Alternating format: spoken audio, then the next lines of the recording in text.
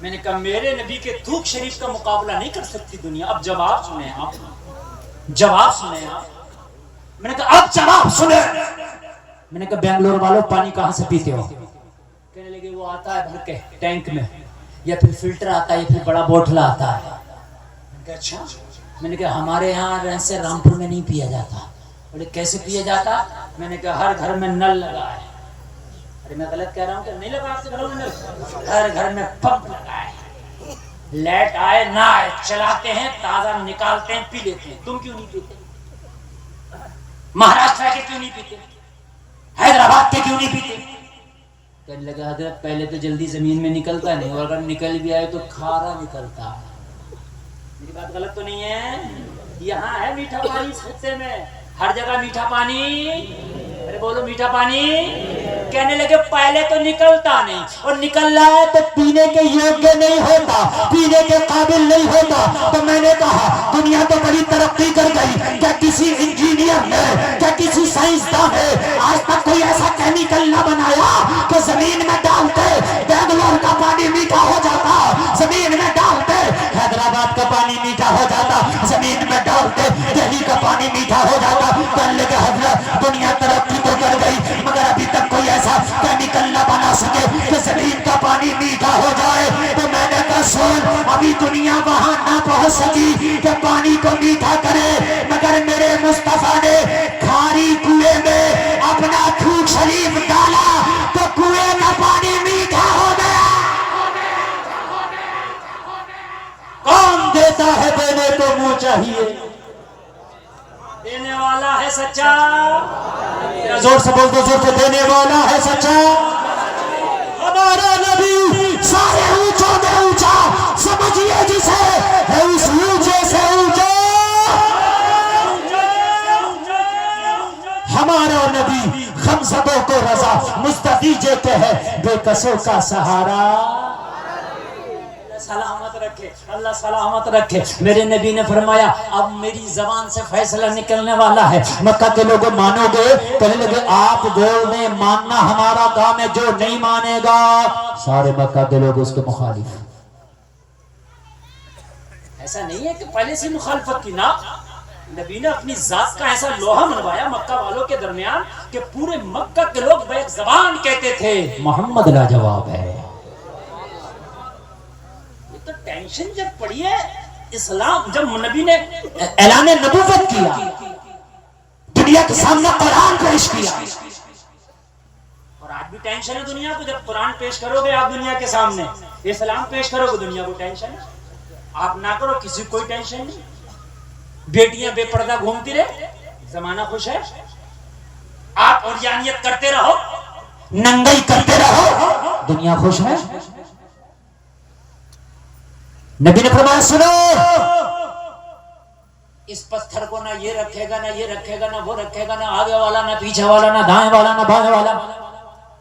کہا سب گھر چلے جاؤ. کہا پھر؟ کہا صبح صادق ہو, جو سب سے پہلے صحن کعبہ میں آئے گا وہی اپنے ہاتھ سے پتھر کو دیوار میں لگائے گا. کیا فیصلہ کر دیا میرے نبی نے, جاؤ چلے جاؤ. ارلی مارننگ, صبح صبح جو صحن کعبہ میں پہلے آئے گا وہی اپنے ہاتھ سے پتھر کو کعبے کی دیوار میں. سب خوش, بولے بھائی فیصلہ لاجواب ہے, اس میں تو کسی کی طرف پلہ جھکا ہوا ہی نہیں ہے, نہ اپنے کے لیے, نہ غیر کے لیے, نہ اس کے لیے, نہ اس کے لیے. اب جاؤ اور جو سب سے پہلے آؤ وہی حقدار ہے. کہنے لگے ہم تو کہہ رہے تھے محمد کا فیصلہ لاجواب ہے. سب چلے گئے, سب چلے گئے. جناب ابو طالب کے چہرے پہ مسکراہٹ ہے. کہنے لگے مکہ والوں کیسا فیصلہ کر دیا, چٹکیوں میں فیصلہ. سب چلے گئے, اپنے اپنے بستروں پر لیٹے ہیں. مگر اللہ کا کرنا ایسا ہوا سب بستروں پر پڑے رہے, اور جب آنے کا ٹائم ہوا ارلی مارننگ تو سب سے پہلے صحن کعبہ میں اگر کوئی آیا تو جس کا تو نے کلمہ پڑھا ہے وہ تیرا نبی آیا. سب سے پہلے تشریف لے آئے. اور میرے نبی کے بعد جو بھی آیا, کون آیا سب سے پہلے؟ کہا محمد عربی. اس چیز کو دیکھ کر بھی سب خوش ہو گئے. جب تو ہونا تو یہ چاہیے تھا یار مجھے آنا چاہیے تھا پہلے، یار مجھے آنا چاہیے تھا، لیکن سب خوش تھے۔ کیوں خوش تھے معلوم ہے؟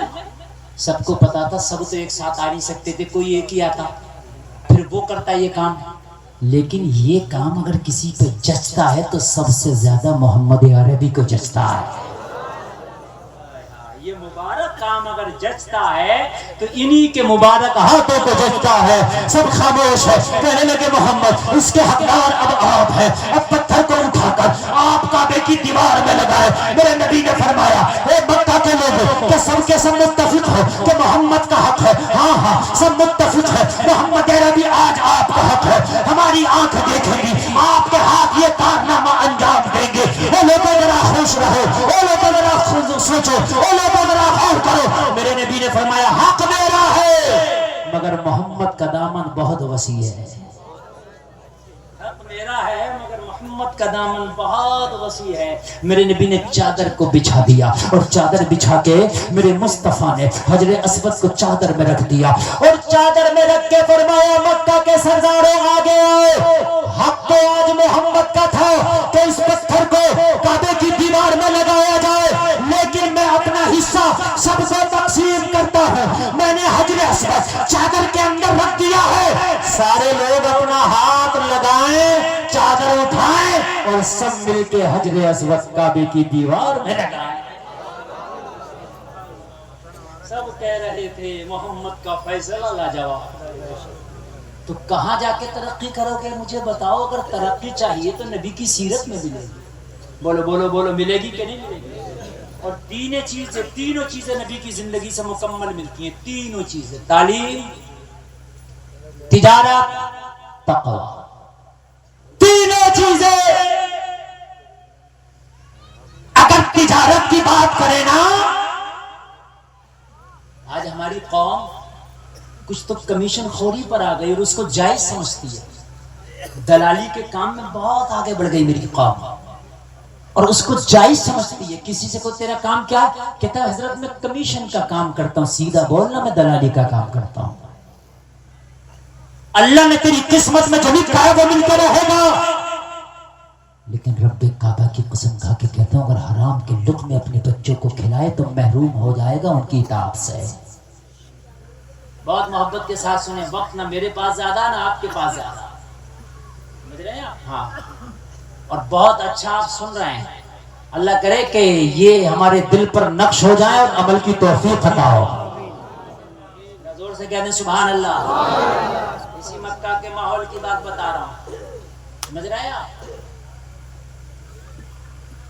ہمیں تو یہ چیزیں بہت اچھی لگتی ہیں کہ حضرت ایسی تقریر کر دو، غوث اعظم نے 12 سال کی ڈوبی ہوئی کشتی نکال دی اور غوث اعظم نے مردے کو زندہ کر دیا۔ بے شک میرے غوث کی ذات اپنی جگہ پر حق ہے، لیکن کم سے کم یہ بھی تو سوچ لے کہ غوث کی غلامی میں آنے کے لیے بھی تو کچھ کرنا پڑتا ہے۔ ان کی غلامی میں آنے کے لیے بھی تو کچھ کرنا پڑتا ہے۔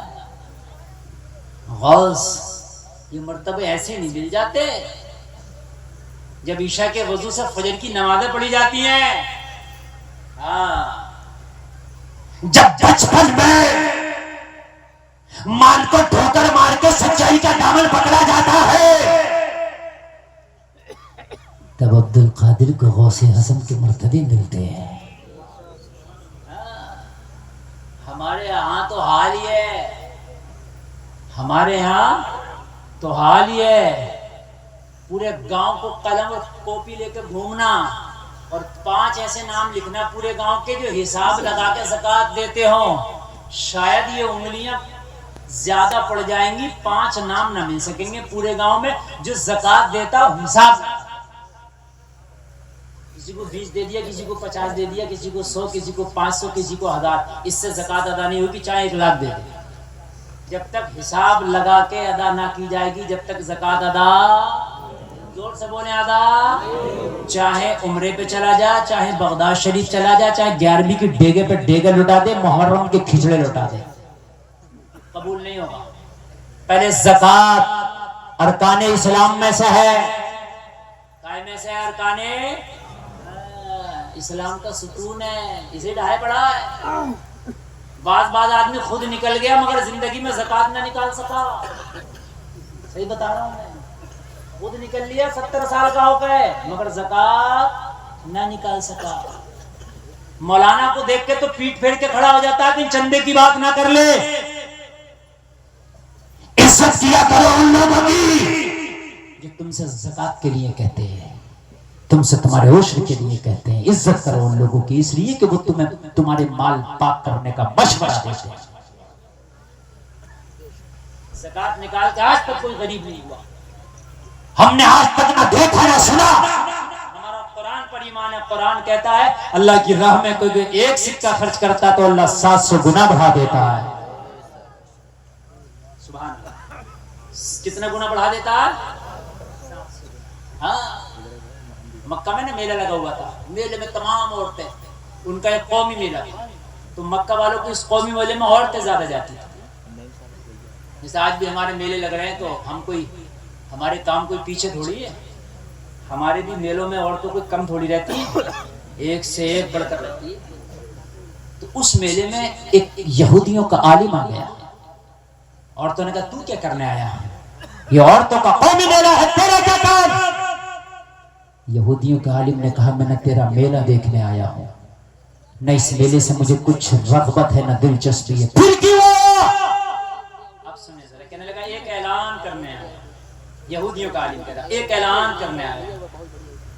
ساری مکہ کی عورتیں میرا اعلان کان کھول کے سن لے. ہو سکتا ہے کہ یہ اعلان میں گھر گھر کرتا تو کوئی گھر رہ جاتا، ہو سکتا ہے میں نگر نگر ڈگر ڈگر کرتا تو کوئی رہ جاتا. مجھے پتا چلا کہ یہ قومی میلہ ہے، ساری عورتیں اس کے اندر آئی ہیں، تو مکہ کی عورتوں میں ایک اعلان کرنے آیا ہوں. کہا جلدی سے اپنا اعلان سنا اور چلا جا، بتا تیرا اعلان کیا ہے؟ کہنے لگا مکہ کی عورتیں سنو، میں نے جو اپنی کتابوں میں پڑھا ہے اس میں یہ لکھا ہے کہ ایک آخری نبی آئے گا، ایک آخری نبی آئے گا جو نبیوں کا نبی ہوگا. وہ نبی اسی شہر مکہ میں آئے گا، اور جو اس کے آنے کا زمانہ ہے وہ زمانہ بالکل ان قریب ہے. کیا ہے وہ زمانہ؟ بالکل، بلکہ وہ ساری نشانیاں ظاہر ہو گئی جو کتابوں میں بتایا گیا کہ آخری نبی آئے گا تو یہ نشانی ہوگی، آخری نبی آئے گا تو یہ نشانی ہوگی. وہ ساری نشانیاں ایک ایک کر کے سامنے آ گئی. مکہ کی عورتوں میں یہ بتانے آیا ہوں، ہو سکتا ہے وہ نبی آئے، میں رہوں یا نہ رہوں، ہو سکتا ہے میرا انتقال ہو جائے، میں یہ بات بتانے آیا ہوں. زندہ رہا تو نصیحت اور اگر مر گیا تو وصیت. اگر وہ نبی آ جائے اور اس کا زمانہ پالو تو اس نبی کی مخالفت نہ کرنا بلکہ اس کی عزت کرنا اور اس کی بات ماننا. یہ بات بتا کے چلا جائے. ساری عورتوں نے کوئی خاص توجہ نہ دیا اس کی بات پر، مگر اس کے اندر ایک خاتون تھی، نام ہے خدیجہ، باپ کا نام ہے خویلد. بات گانٹھ میں باندھ لی، اگر اس نبی کا زمانہ پایا تو کوئی عزت کرے یا نہ کرے مگر خدیجہ سب سے بڑھ کے اس کی عزت کرے. زور سے کہتے سبحان اللہ. میرے پاس جو ٹائم ہے میں نے گھڑی دیکھ لی، اس سے آگے 1 منٹ نہیں بڑھوں گا. 1-2 منٹ پہلے تو چھوڑ دوں گا، آگے نہیں. چونکہ اس وقت آپ کے اور ہمارے سامنے جو ذات بیٹھی ہے ان کا ایک منٹ ہماری پوری زندگی پہ بھاری ہے. ہاں، یہ خوش نصیبی ہے میری اور آپ کی مشترکہ کہ حضرت بیٹھے اور آپ سن رہے ہیں. پھر بھی اگر کوئی اڑ جاتا ہے تو میں اسے کیا ہی کہہ سکتا ہوں، دعا کر سکتا ہوں اس کے لیے. اب سننے ذرا، مزہ آئے گا انشاءاللہ. جتنی یہ تقریر رہ گئی ہے نا اتنا آپ کو اچھا لگے گا کہ آپ برسوں تک نہیں کئی برسوں تک یاد رکھو گے. سبحان اللہ. خویلد کی بیٹی نے گانٹھ باندھ لی، اگر اس نبی کا زمانہ میں نے پایا تو میں ضرور اس کی قدر کروں گی. اور تلاش شروع کر دی کہ وہ نبی آیا تو نہیں گیا، وہ نبی آ تو نہیں گیا. تلاش شروع کر دی، اور جب تلاش شروع کر دی نا تو ظاہر سی بات ہے جب کسی چیز کی تلاش ہوتی ہے تو انسان اسی جستجو میں رہتا ہے نا.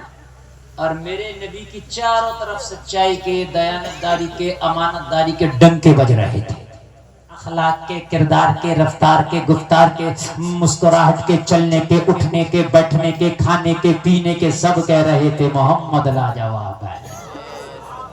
اگر ابھی اعلان نہیں ہوا نا، نبی نے اپنی زبان سے نہیں کہا میں نبی ہوں، تو ابھی کون کہے گا آپ نبی ہیں؟ ڈنکے بج رہے تھے۔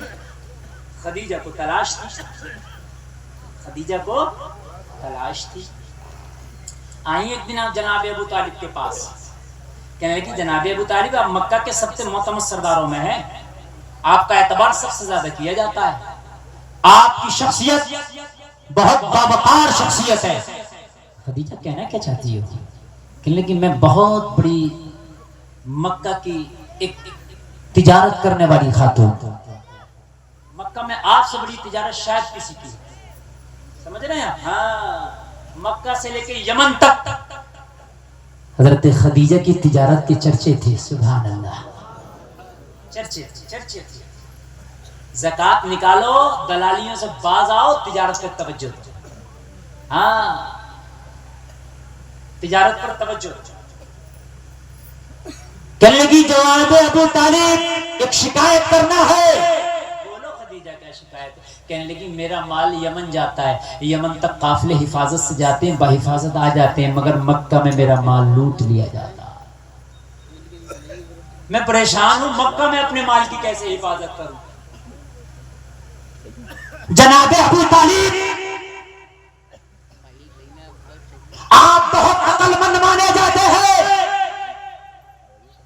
کیا کوئی مشورہ دیں گے میرے قافلے کی حفاظت کیسے ہو سکتی ہے؟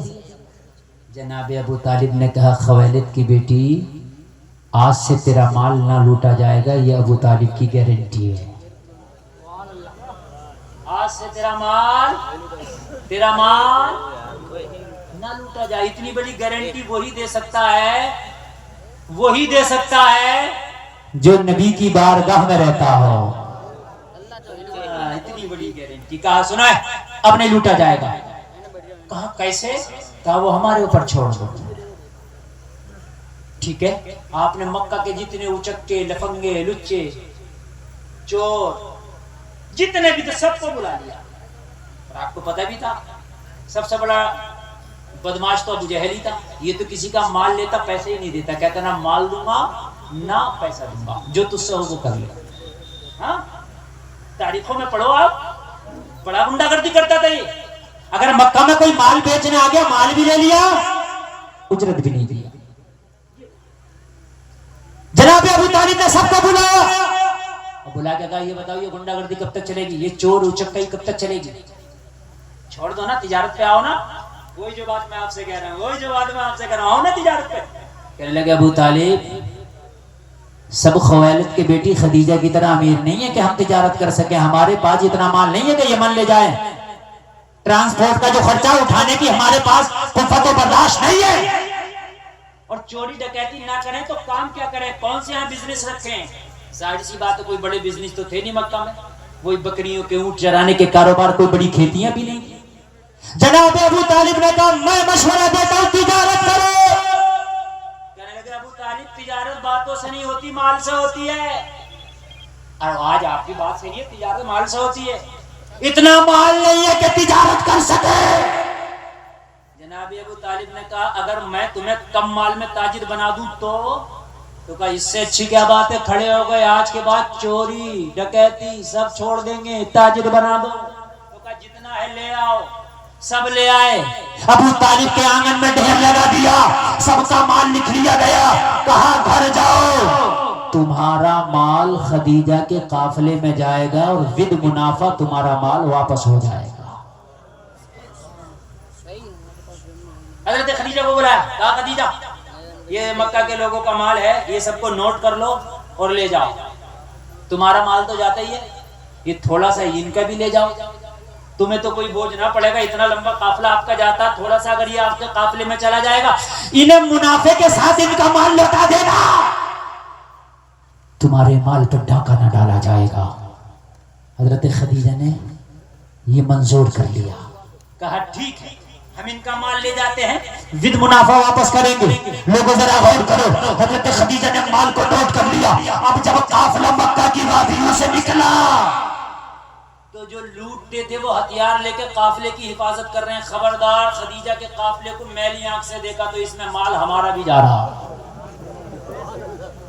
اس میں مال ہمارا بھی جا رہا ہے. ہمیں امید ہے کہ قافلہ واپس آئے گا تو منافق کے ساتھ ہمارا مال ہمیں واپس ہو جائے گا. اب جب آیا قافلہ واپس تو منافق کے ساتھ مال واپس کر دیا, اور منافع بھی اتنا ہوا کہ حضرت خدیجہ 50,000 دینار لے کر کے آئیں جناب ابو طالب کے لیے. یہ آپ کا گفٹ ہے جو آپ نے مشورہ دیا تھا نا, اتنا لاجواب تھا. میرا مال لٹنے سے بچ گیا, میرا مال چوری ہونے سے بچ گیا, مجھے منافع ہو گیا, اور مکہ کے لوگوں کی چوری چھٹ گئی. یہ آپ کا تحفہ ہے. جناب ابو طالب نے کہا نہیں, یہ بھی بانٹ دو مکہ کے غریبوں میں. ہائے کہنے لگی ابو طالب اب ایک کام کرو, بس آخری بات بتا رہا ہوں, بس آخری ٹائم کا خیال ہے. ابو طالب ایک کام کرو. کہا کیا؟ کہا آپ کے مشورے سے کام کیا تو اتنا منافع ہوا, آپ میرے قافلے کے لیے کوئی سالار دے دو تاکہ میرا قافلہ لے کے بھی جائے, میرا مال بیچے اور واپس لا کے مجھے دے دے, تو یہ سارا قافلہ جب میں اس کے ہاتھ میں دے دوں گی تب مجھے کتنا منافع ہوگا. ابو طالب کوئی سالار دے دو. تو جناب ابو طالب نے کہا خدیجہ میں سالار ایسا دوں گا کہ آج تک اتنی بہتر قیادت تیرے قافلے کی کوئی نہ کر سکا ہوگا جو اب ہوگی. کہا وہ سالار ہے کون؟ کہا میرا بھتیجا محمد ہے. میں دیتا ہوں تمہارے قافلہ, اب ان کے ہاتھ میں دیتا ہوں. خدیجہ بڑی خوش ہیں, بہت خوش ہیں, اس لیے کہ شہرت سن چکی تھی, تعریف سن چکی تھی. نبی کے ہاتھ میں قافلے کی باغ دوڑ دے دی گئی. قافلہ یمن جانے لگا. یمن کے بازاروں کے لیے جب قافلہ روانہ ہوا, جلسہ میں آنے والوں ذرا غور کرنا, حضرت خدیجہ کا ایک غلام ہے نام میسرہ ہے. میسرہ کو بلایا, کہا میسرہ ادھر آ, تجھے قافلے میں جانا ہے لیکن اب مال کی کاؤنٹنگ نہیں کرنا ہے, کتنا بکا کتنا خریدا یہ تجھے نہیں لکھنا ہے, کتنا منافع کتنا خسارہ یہ تجھے نہیں لکھنا ہے. تو کہنے لگا خدیجہ پھر جانے کا فائدہ کیا, آج سے پہلے جب میں قافلہ میں جاتا ہوں تو مال کا سارا کاؤنٹنگ میں کرتا ہوں, لیکن اب مجھے یہ نہیں کرنا تو پھر کیوں بھیج رہی ہے؟ کہا بہت خاص کام کے لیے اب تجھے میں بھیج رہی ہوں. اس سے خاص کام کیا؟ مال کا مجھے کوئی ٹینشن نہیں لینا, مال میرے ہاتھ میں نہیں دے رہی. کہا پھر مال کا کون کاؤنٹنگ کرے گا؟ کہا یہ سارا کام محمد کریں گے. زور سے کہہ دو. کہا اتنا بھروسہ؟ کہا مجھے کو نہیں پورے مکہ کو ہے. مجھے کو نہیں ہے پورے مکہ کو ہے. کتنا فائدہ کتنا بکا یہ سب ان کے ہاتھ میں رہے گا. تو کہا خدیجہ میں نے کیا کرنا ہے؟ کہا تو نے اپنی ڈائری لے کے جانا ہے اور سفر میں جانا ہے, محمد عربی پہ نظر رکھنا ہے, ان کی ایک ایک ادا کو اپنی ڈائری میں لکھ کے لانا ہے. ان کی ایک ایک ادا کو اپنی ڈائری میں لکھ کے لانا ہے, لکھ کے لانا ہے. اب مجھے دیکھیے فرمائش ہو رہی ہے اور ادھر میرا وقت ختم ہو رہا ہے, سمجھ رہے ہیں آپ؟ میں وقت کے دائرے میں رہ کر کے جو بول دیا نا, فرمائش ہو رہی, تھوڑا سا بول دوں گا, اور میں جو بولنا چاہ رہا ہوں اسے ذرا سن لیں. سبحان اللہ. کہنے لگا کیا لکھنا؟ کہنے لگا محمد چلتے کیسے یہ لکھنا, اٹھتے کیسے یہ لکھنا, بیٹھتے کیسے یہ لکھنا, بات کرنے کا انداز کیا ہے یہ لکھنا ہے. یہ ان کی پورا آنا جانا اپنی ڈائری میں لکھنا, اور بیانتداری کے ساتھ میسرہ واپسی پہ مجھے بتانا ہے. کیا کرنا ہے مجھے؟ ٹھیک ہے ٹھیک ہے. اب گیا, قافلہ گیا, یمن پہنچا, بازار پہنچا, مارکیٹنگ ہو گئی, خرید و فروخت ہو گئی, مکہ واپس آ گئے. جب مکہ واپس قافلہ, اس بار اتنا منافع پایا, اتنا منافع کہ خدیجہ کہتی ہیں کبھی میرے تجارت میں اتنا منافع نہ ہوا جتنا منافع اس بار ہوا جس بار محمد قافلہ لے کے گئے تھے. سبحان اللہ. آخری جملے ذرا سنیں. اتنا منافع کبھی نہ ہوا, اب سارا منافع ہو گیا, ساری زندگی میں سب سے بڑھ کے منافع ہو گیا. بہت خوشی ہونا چاہیے تھا, لیکن سنے خدیجہ بھی اتنا خوش نہیں ہے, منافع سن کے اتنا خوش نہیں ہے. میسرہ سے کہا میسرہ حساب و کتاب ہو گیا ہو تو میری بھی سن لے. کہا سنائے, کیا کہنا چاہتی ہے؟ کہا اپنی ڈائری لے کے آ اور محمد کے احوال مجھے سنا کیسے تھے. کیوں اتنی بے صبری سے انتظار کیوں, اتنی شدت سے انتظار ہے کیوں؟ اس لیے کہ جو یہودی عالم کا اعلان حضرت خدیجہ نے سنا تھا, تلاش تھی کہ کہیں وہی تو نہیں ہے. کہنے لگا خدیجہ کیا ہی بتاؤں, یہ محمد عربی مجھے عام انسان نہیں لگتے. آپ بھی ذرا سنیں, ذرا بولیں سبحان اللہ. اور اچھا لگے نا تو کوئی مجمع سے ایک نعرہ لگا دیو. میری تقریر پوری ہو رہی ہے اور آپ ذرا سنیں. کہنے کہ مجھے کوئی عام انسان نہیں لگتے, ان کا معاملہ دوسرے بشر سے الگ ہے, ان کا معاملہ دوسرے انسانوں سے الگ ہے. کہنے لگی میسرہ کیا ہے, وہی تو مجھ سے پوچھنا چاہتی ہے, ذرا بتا. کہنے لگا خدیجہ میں نے دیکھا جب ہم راستے سے گزر رہے تھے, جن پتھریلی زمینوں پر اونٹوں کے پیر رکھے جا رہے تھے تو وہ پتھر اونٹوں کے پیروں میں چبھ رہے تھے, مگر میں نے دیکھا انہی پتھروں پر محمد عربی نے اپنا قدم رکھا تو پتھر موم ہو گیا, محمد کا تلوار پتھر میں چھپ گیا.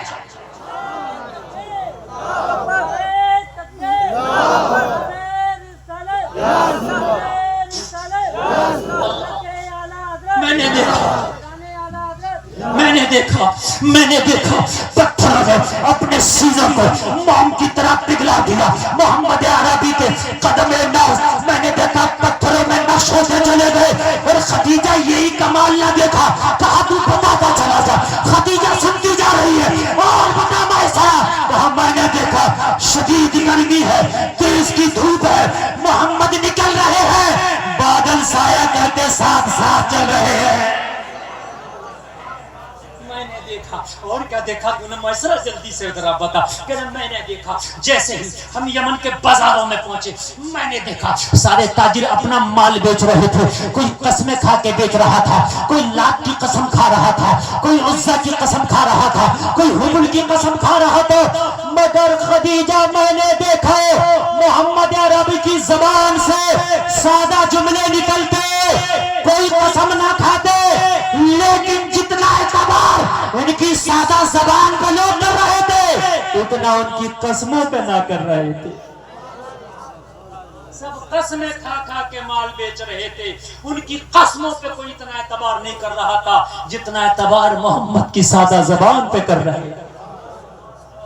ذرا کہہ دو نا سبحان اللہ. اللہ آپ کو سلامت رکھے, برکتیں عطا فرمائے, برکتیں عطا فرمائے. جلسہ میں آنے والوں ذرا غور کرو, اگر تجارت پہ توجہ دو گے تو نسلیں کامیاب بنے گی, اللہ مال میں اضافہ کر دے گا. حرام پہ توجہ دو گے تو کان کھول کر کے سنیں, جو لقمہ کھائیں گے پھر خون میں جائے گا. خدا کی قسم وہ لقمہ جو ایک حرام قطرہ پیدا ہوگا تیری باڈی میں, تجھے عبادت کی طرف کبھی راغب نہ کرے گا. کوشش کریں تعلیم پر توجہ, کوشش کریں تعلیم پر, تجارت پر اور تقوی پر. بولو انشاءاللہ, زور سے کہہ دیں انشاءاللہ, اور زور سے بولیں انشاءاللہ. بس اٹھے گا کوئی نہیں, بس تقریر ختم ہے. اور وہ وقت قریب ہے جس وقت کے لیے آپ سر شام سے بیٹھے ہیں, جس انتظار میں بیٹھے ہیں. حضور رفیق ملت کے ہاتھ پہ ہاتھ دے کر کے ان کے ہونے بیٹھے ہیں. جس خان وادے میں جا کے اعلیٰ حضرت نے اپنے آپ کو جن کے ہاتھوں پہ بیچ ڈالا, وہ شہزادہ آپ کی نگاہوں کے سامنے ہے. کپڑا آپ تک پہنچے گا, اور جس تک کپڑا نہ پہنچے آپ بیعت ہونے کی نیت سے زبان سے جملے دہرا لیں جو حضور رفیق ملت اپنی زبان اقدس سے بولیں، آپ سلسلے میں داخل ہو جائیں گے۔ میری ماں بہنیں ادھر پردے کی آڑ میں بیٹھی ہیں، ان سے بھی گزارش ہے کہ حضرت جو جملے بولیں وہ جملے اپنی زبان سے دہرا لیں۔ حضرت کہ میں توبہ کرتا ہوں، وہ کہ میں توبہ کرتی ہوں، وہ بھی سلسلے میں داخل ہو جائیں گی۔ اسلام زندہ باد، قوم مسلم پائندہ باد۔ کہنے سننے میں کوئی خطا ہوئی ہو میں توبہ کرتا ہوں، اللہ معاف فرمائے۔ کلمہ شریف پڑھیں، لا الہ الا اللہ محمد الرسول اللہ وما علینا الا البلاغ۔ السلام علیکم۔